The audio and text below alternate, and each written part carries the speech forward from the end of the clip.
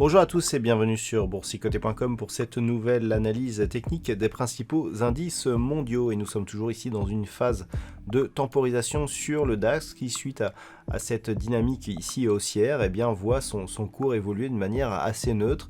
Alors, ce qui est intéressant cette semaine, c'est que l'on est quasiment venu chercher ici le deuxième retracement de Fibonacci à 14 803, puisque la phase de consolidation ici nous a amené sur ce niveau. Après, on revient ici sur cette zone, on se rapproche donc de la zone de point haut et de la résistance ici des 15 500 points. Donc nous avons une configuration qui reste haussière, on a une consolidation ici qui est très limitée, et en cas de cassure ici donc de cette zone des 15 500 points, on pourrait venir inscrire de nouveaux plus hauts significatifs sur cet indice allemand et s'ouvrir la voie vers de nouveaux plus hauts historiques. Sur l'Eurostoxx 50, la configuration est assez similaire, puisqu'après ici, une phase de neutralisation, on est venu chercher ici une zone qui était déjà identifiée, la zone des 3867 points, avant de marquer un retour ici juste sous la zone des 4033 points, qui est la zone de résistance ici de l'Eurostoxx 50. Donc on est dans une configuration qui aurait pu être baissière, mais on a bien recassé ici la moyenne mobile 20 exponentielle à la hausse. On est très proche ici de cette zone de résistance, et historiquement, on voit ici qu'on fait suite à une très belle dynamique haussière. Donc pour l'instant, ça reste haussier, d'autant plus que cette zone ici, qui était résistance, elle a été imposée, s'est imposée comme support. Donc ce niveau ici des 3867 points nous a donné la confirmation d'une certaine force tout de même du marché en direction de la hausse. La semaine prochaine, il faudra valider donc une rupture de cette zone des 4033 points pour repasser dans une dynamique haussière moyen terme.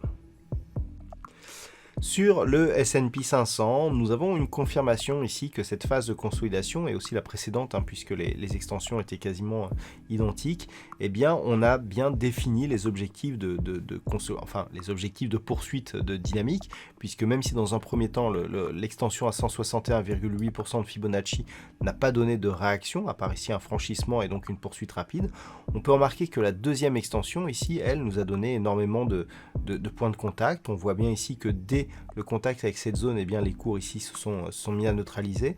Et avec la consolidation de cette semaine, on est revenu chercher justement cette première extension à 161,8% de Fibonacci. Et puis on se met à remonter. Donc c'est assez intéressant parce que ce sont des niveaux qui n'avaient pas été testés sur le S&P 500, et on voit qu'ils sont malgré tout assez bien respectés. Donc une configuration sensiblement identique à ce que l'on a sur les indices européens, à savoir ici une phase de consolidation relativement limitée, suivie par une phase de reprise ici, et donc un retour sous les précédents points hauts qui avaient été marqués ici sur cette phase, donc au-delà des 4240 points. Donc le S&P 500 reste dans une dynamique pour l'instant qui est haussière, mais il faudrait valider ici la rupture de cette zone de points hauts pour valider la continuité ici de ce mouvement et inscrire là aussi de nouveaux plus hauts historiques. Sur le Nasdaq, par contre, on est toujours en sous-performance notoire. Vraiment, le Nasdaq contraste avec le reste des indices, qu'ils soient européens ou américains d'ailleurs, puisque on est vraiment sur une nette sous-performance. Regardez, on vient de quitter le S&P 500 qui est proche de ses plus hauts. On a des indices européens qui sont très très proches de leurs plus hauts. Et on a un Nasdaq ici qui est dans une dynamique baissière, puisque lorsque l'on regarde, on a eu une forte attaque ici sur la bande de Bollinger inférieure. La moyenne mobile 20 exponentielle ici a agi comme une zone de résistance. Cette zone qui était précédemment support, la zone des 13 742, a été elle aussi résistante sur cette bougie.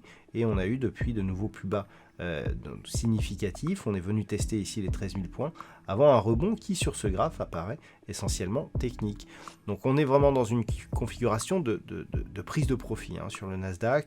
Le Nasdaq qui a énormément profité de la crise Covid, puisque énormément de valeurs dites stay at home ont profité donc des confinements. Et donc là, on sent qu'on est sur un rééquilibrage, à savoir, ce n'est pas un retournement du Nasdaq, mais simplement des prises de profit qui font que les valeurs donc, qui étaient surévaluées au niveau du Nasdaq sont en train de se stabiliser. Donc, on pourrait continuer ici dans cette configuration. Les 14 000 points semblent vraiment être une résistance que l'on a pour l'instant du mal à franchir, mais il n'y a pas de signal de retournement. On voit qu'on a tout de même une légère progression ici dans les points hauts significatifs et donc historiques du Nasdaq. On n'a pas de cassure d'un précédent point bas significatif. Bon, on est évidemment très loin des extensions de Fibonacci que j'avais tracées ici dans un premier temps, mais même si on a un ralentissement, eh bien la tendance, elle reste haussière donc sur l'indice des technos américaines. Donc pour l'instant, tant que cette zone ici n'est pas cassée à la baisse, on peut parier ici sur un retour sur cette zone ici horizontale des 13 742. Mais attention, tant que l'on ne casse pas ici la moyenne mobile 20 exponentielle, un retour sur la zone des 12 766 voire 12 205 n'est absolument pas exclu. Et puis on termine avec le Nikkei qui casse donc cette fameuse zone de support. Alors je vous indiquais précédemment que lorsqu'on avait une configuration comme ça avec une zone horizontale et une zone oblique, eh bien on pouvait attendre une sortie ici par le haut. Eh bien cette sortie elle est invalidée puisqu'on a une cassure ici de la zone de support des 28 380 points avec donc une seconde bougie qui se place quasi totalement à l'extérieur donc des bandes de Bollinger. La configuration ici est au rebond, on le voit ici sur les histogrammes du MACD, le RSI quant à lui reste neutre. Il faudrait repasser au-delà des 28 380 points pour espérer retrouver justement cette zone de neutralité. Qui plus est, cette zone ici que nous avions eu d'attaque, qui se situait sur des niveaux proches des 27 620 points, elle a elle aussi été cassée. Alors d'une manière très rapide, puisque si on regarde ici et que l'on fige voilà, le trait, on est venu casser ici et idem en clôture et on a tout de suite rebondi. Mais cette cassure elle existe et elle nous empêche de valider une possible poursuite du mouvement haussier puisqu'on a désormais un point bas significatif qui a été cassé à la baisse. Et ça peut nous donner un pré-signal de retournement. Donc tant que les cours ici du Nikkei ne repassent pas au-delà des 28 380 points, ce risque il existe, c'est-à-dire le risque d'avoir ici un retournement de tendance et donc une accélération du mouvement baissier vers de nouvelles zones de points bas et notamment cette zone de support des 25 450 points. Par contre, si les cours arrivent à repasser ici au-delà des 28 380, mais surtout au-delà de la moyenne mobile 20 exponentielle, là clairement on pourra réintégrer ce range et rester dans une phase relativement neutre pour l'indice japonais. Voilà donc ce que l'on peut dire sur cette analyse technique de ces principaux indices mondiaux. Je vous souhaite un bon week-end et on se retrouve dès la semaine prochaine pour d'autres analyses techniques, toujours sur le site boursicoté.com.